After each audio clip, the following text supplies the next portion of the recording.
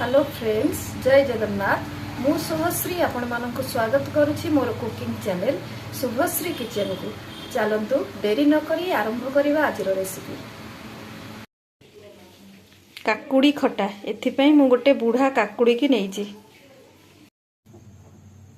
ओ तार चोपा छड़ाई बड़ बड़ खंड करी धोईकी रखिछि।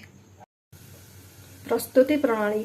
प्रथमे कड़ाई रे पानी को गरम करबा, सेथिरे किछि हळदी गुंड को देबा और रखिथिबा काकुड़ी को देई 10 रु 12 मिनिट हमें ताको सिझिबा पई छाडी देबा।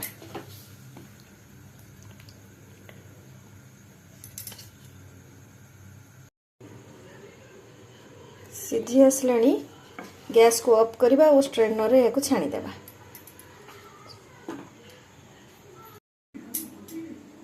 काकुड़ी खट्टा जेबे करिवे तार पूर्व रात्रि आपण सिझाई रखी देबे।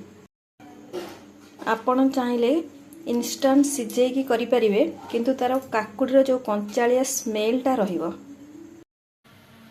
कड़ाई रे तेल गरम करबा, सेथिरे सुखिला लंका और 5 फुटण को दे फुटेइबा। ऊपर भृषंग पत्र देइबा।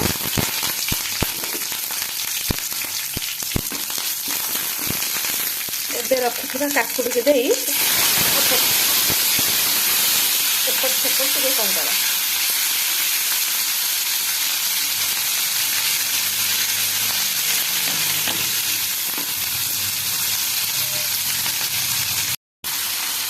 ऊपर तेंतुलीर रस, आवश्यक अनुसार लुण, लंका गुंड और गुड़ को देई ताको भलो भाबरे गोळेइबा।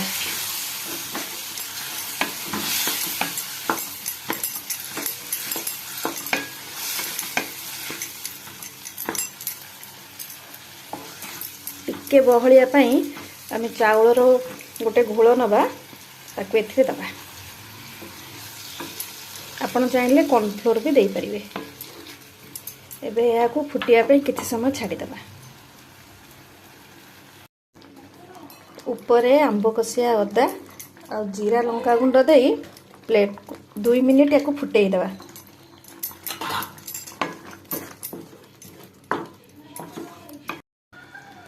एबे रेडी हे जाइछि, प्लेट को सर्व करिबा।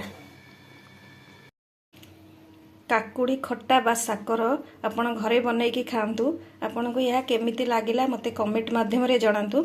आशा करूछि आपण माननकु निश्चय भलो लागिबो। भलो लागिले लाइक करिवे, शेयर करिवे और सब्सक्राइब करबा को जम्मा भी भूलिबेनी।